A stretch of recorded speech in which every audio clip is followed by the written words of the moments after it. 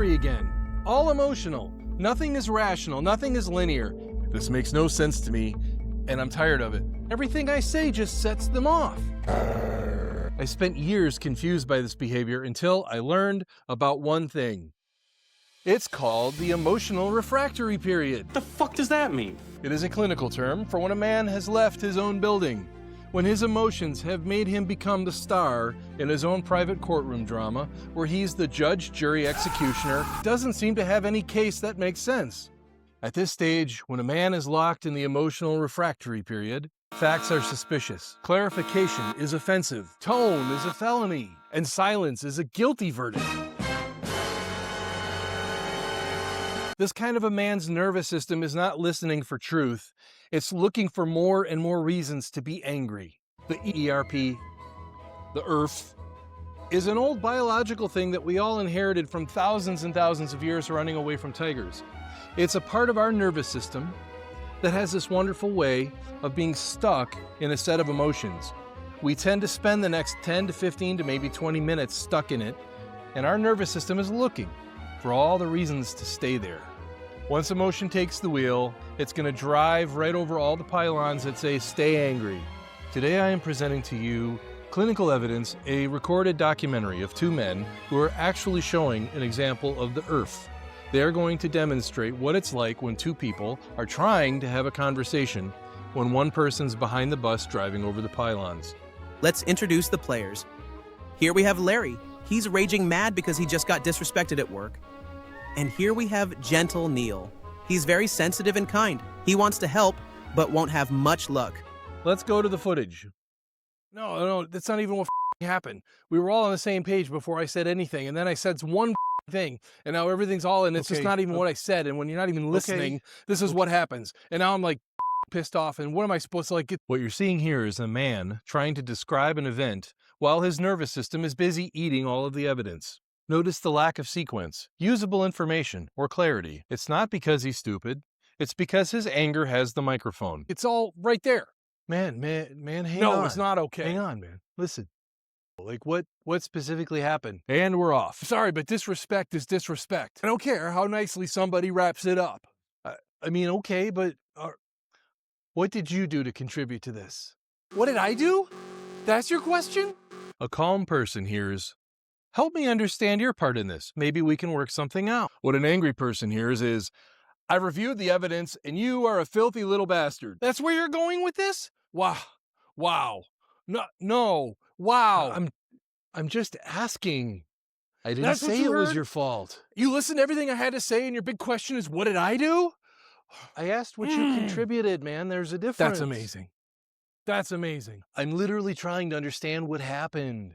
He's feeding fresh wood into an ongoing fire, wondering why the room is now hotter. No, don't do that. Don't give me that tone. No, that's not what I meant. I'm on your side. Doesn't matter what you meant. You picked a side the moment you asked it like that. You're hearing something I didn't say. You came in sideways. You came in all accusatory. Now you want to act confused? Dude, you're twisting it. I'm not twisting anything. And that's the problem. I heard you. I heard what you said. You're acting just like they were. I asked you one question. I'm just trying to help you make sense of it. Can you listen to what I'm actually saying? I heard you perfectly. And that's the problem, because now you're doing exactly like they did. You're listening to my tone and you're not hearing what I'm trying to say. He still believes this is a misunderstanding. It is not. It's now a scavenger hunt for fresh evidence. You're making it about my reaction instead of what they did? At this point, both men are speaking English, but communication has left the building. Okay, well, now you're just being a fucking asshole. Ooh, calling an angry man an asshole while he's stuck in the middle of ERP? That's a bold move. It's a bold strategy, Cotton. Let's see if it pays off for him. There it is. That's what this actually is. You've been standing there waiting to say that this entire time. You have been judging me since we started talking. Dressed it up like concern. Thank you. Oh, thank you for being honest. Important moment. The wave is dropping. He's almost back in the building. I was already the problem. Nothing I was going to say would even matter at that point. I'm not an asshole. And then people do that calm voice thing. And all that does is make it worse. It feels so condescending. And then it just makes me angry. And then I just end up feeling alone. This is where many good men make that one catastrophic final remark. See, that's all I was trying to say. Don't do that. Don't do that nice little wrap-up thing. Don't give me that fucking I told you so. Oh my God. Oh. Okay. Good talk. The anger that had packed up all of its luggage has now thrown all of its laundry back down the stairs. Terrible time to summarize, a terrible time to be right. Look, in all seriousness, the emotional refractory period happens to all of us. Men and women experience it completely differently. But for men, this is the thing. Kindness isn't going to help. You can't nice your way into somebody's ERP. You can't rationalize with them. You have to just let them run their course.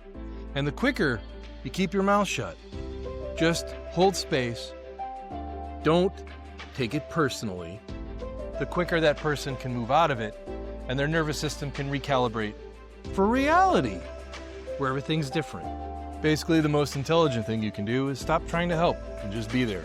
Or say, hey, I'll let you have some space. I've got something to take care of. Check in with me later. That way they're not accused of anything. If this sounds familiar to you, if you're thinking about a recent fight with your girlfriend, your wife, your kids, your boss, write Ben there in the comments. Let's have a conversation. And then go get the free stuff we have in the description below. And I'll see you in the next video.